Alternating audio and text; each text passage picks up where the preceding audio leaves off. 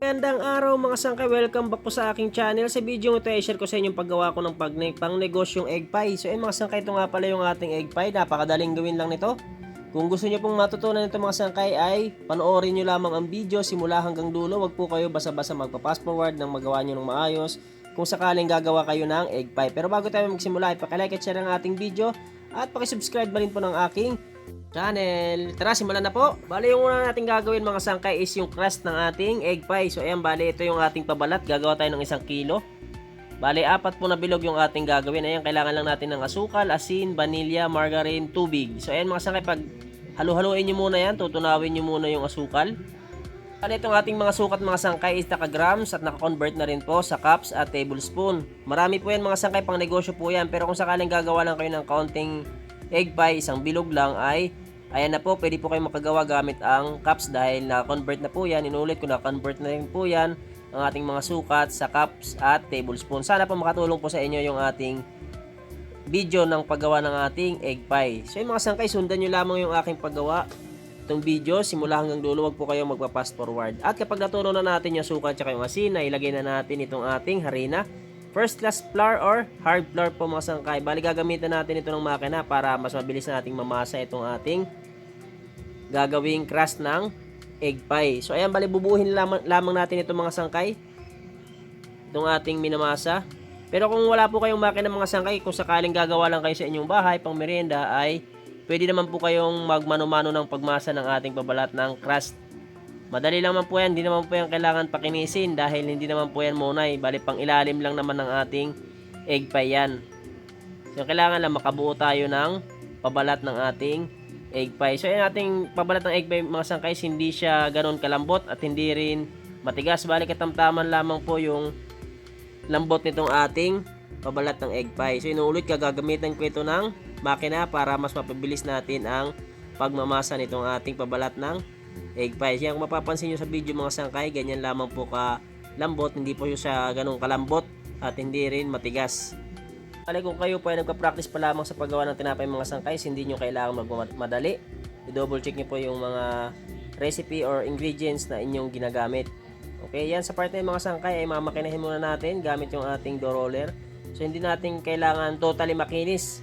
Kailangan lang natin itong mamasa, halo lang natin ng maayos yung mga ingredients at aalisin na rin natin kaagad sa ating makina. Dahil hindi naman ito muna yung mga sangkay or pandesal or loaf bread, hindi natin kailangan pakinisin ng ganun kakinis.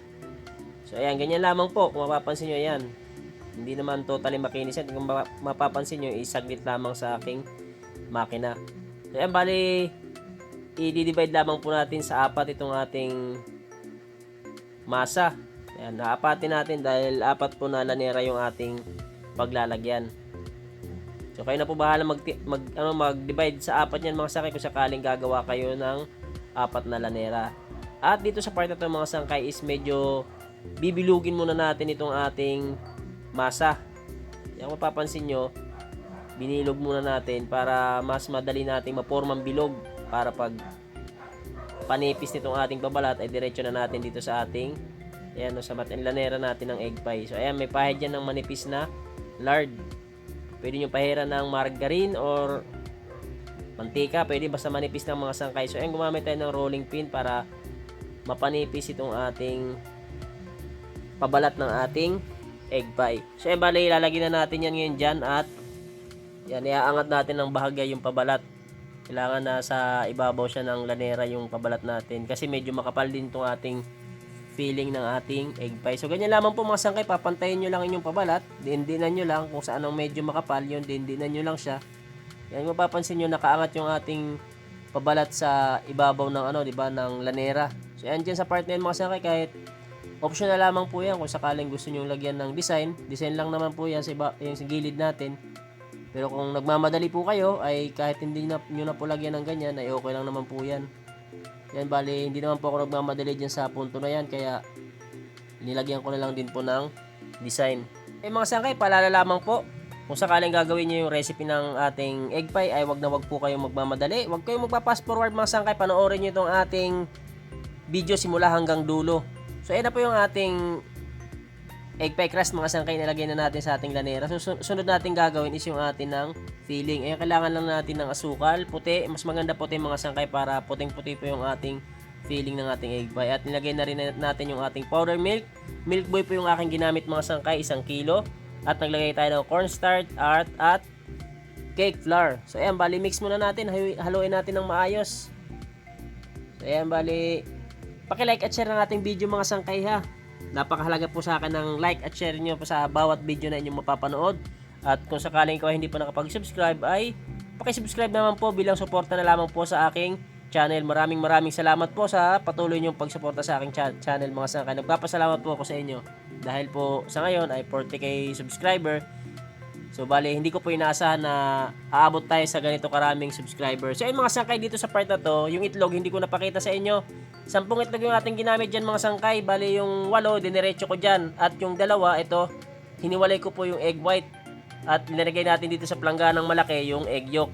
So bali, tingnan nyo ng maigi mga sangkay yung video, panoorin nyo ng maigi ha. Dahil yung 2 egg white na yan ay mahalaga po yan. Kaya panoorin nyo po, wag po kayo basta-basta magpa-fast forward. At ang huli nating ilalagay mga sangkay, ito tubig. So yan, kailangan wag nyo kakalimutan na mag-double check po ng mga ingredients na inyong nilalagay ha. Napakahalaga po mag-double check. Huwag po kayo basta-basta mag-mix nang hindi nyo na-double check. Dahil kung sakaling kayo magkakamali, napakasayang po ng inyong ingredients. Napakamahal po ng mga ingredients mga sangkay. Lalo na yung itlog ngayon. Napakamahal. Asukal, gas. Yan yung ating powder milk. Yung milk boy, napakamahal po ngayon. Kaya mag-ingat po tayo na tayo ay hindi magkamali. Lalo na kung marami yung ating ginagawa. Dito sa punto na to mga sangkay is napakahalaga po niyan. Kailangan nyo pong tunawin ng maayos yung mga ingredients na inyong nilagay. Yan, para po maganda yung magiging kalalabasan ng ating egg pie. So bali, inuulit ko mga sangkay, wag po kayong magmamadali. So yan, lalo na kung kayo ay nagpa-practice pa lang. Yan, kailangan nyo pong pag-igihan yung paggawa mga sangkay. Double check po bawat ingredients na ating nilalagay. Yan, para makuha po natin na maayos kung anumang tinapay ang ating gustong gawin. So ayun, kung ikaw ay naghahanap pa ng iba pang recipe about baking, ay pasyalan mo lang yung aking channel mga sangkay. Dahil marami na po akong naka-upload na recipe about baking, sigurado po akong makakatulong po sa inyo yan. At kung ikaw ay may katanungan, ay mag-comment ka lamang po dahil sasagutin ko po ang inyong komento kung sakaling mababasa ko na po at kung kaya ko pong sagutin. Sasagutin ko po yan. At kung hindi mo naman napansin ang ating mga ingredients, mga sukat ng ingredients sa ating screen, puntahan mo lamang po sa ating description. Nandiyan na po yan yung mga ingredients po. Andiyan na rin po sa description, nilagay ko po yan para po madali nyong makita kung sakaling hahanapin nyo yung ating ingredients. So ayan, inuulit ko, ang sukat po na yan ay naka-grams at naka-convert na rin po into cups at tablespoon. So, bali itong ating egg pie mga sangkay ay may kalakihan at may katagalan din po itong lulutuin mga sangkay dahil hindi po ito pwedeng pwersahin sa apoy. Kaya sa pagluluto po, papaalalahanan na po ko na po kayo na wag po kayong magmamadali para po magawa nyo po ng maayos yung paggawa nitong ating egg pie.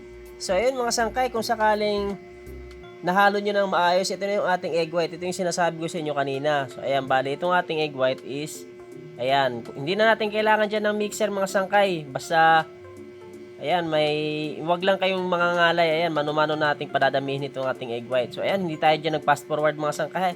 Hindi tayo nag-cut dyan para makita nyo po na kaya natin na magpadami ng egg white kahit wala tayong mixer. So ayan, basta meron lang tayong wire whisk at meron tayong stainless na bowl. So ayan, yun po yung mahalaga mga sangkay.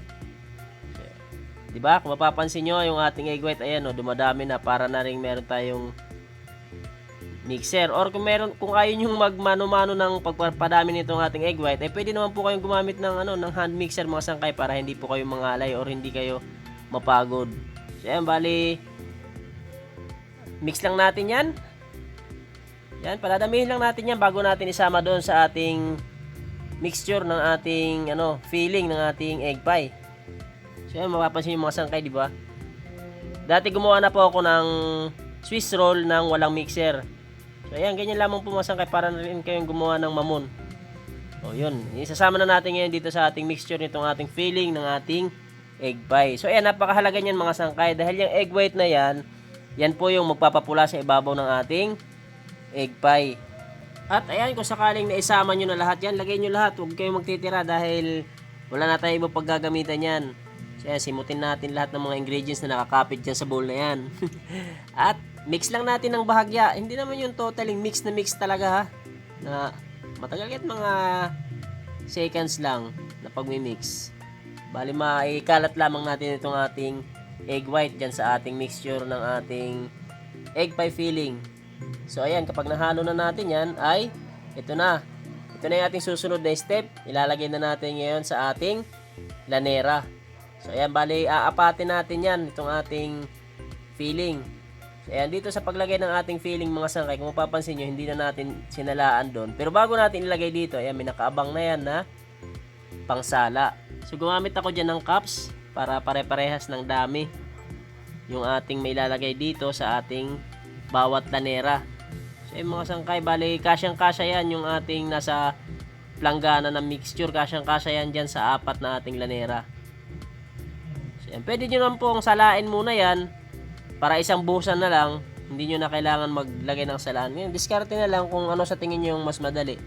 Basta ang importante, masalaan nyo lamang po bago nyo mailagay para po sigurado tayo na walang maisasama na buo-buo sa ating mixture. Itong ating egg pie na special mga sangkay, ito hindi naman tumaselan. Matagal nga lang siya talagang lutuin kasi makikita mo naman siya kapag luto na, is buo na po yung, pag inalog mo yung kanyang lanera, buo na. Kumbaga hindi na tubig. Makikita mo naman sa ibabaw kapag may tubig pa eh. Parang umaalog-alog pa yung ibabaw ng ating egg pie. Kaya hindi siya mahirap lutuin.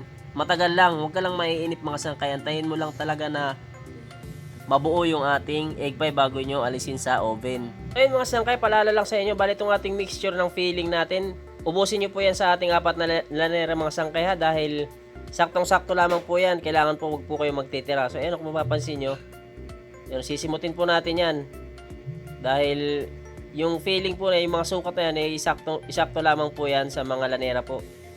Hindi po yan susobra. Inuulit ko mga sangkay, bali itong ating paggawa ng egg pie. Kung gusto nyo pong magawa ng maayos ay panoorin nyo po itong ating video simula hanggang dulo ha. Huwag po kayo magpa-fast forward para po magawa nyo po ng maayos kung sakaling kayo ay gagawa ng ating egg pie. So ayun, kapag nailagay nyo na lahat ng filling dito sa ating lanera ay pwede nyo na kagad isa lang.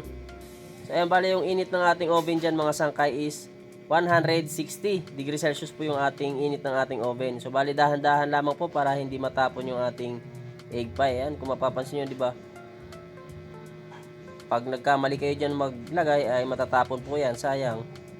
So ayan, at matagal-tagal po yan bago natin maluluto. So inuulit ko, 160 degrees Celsius po yan mga sangkay.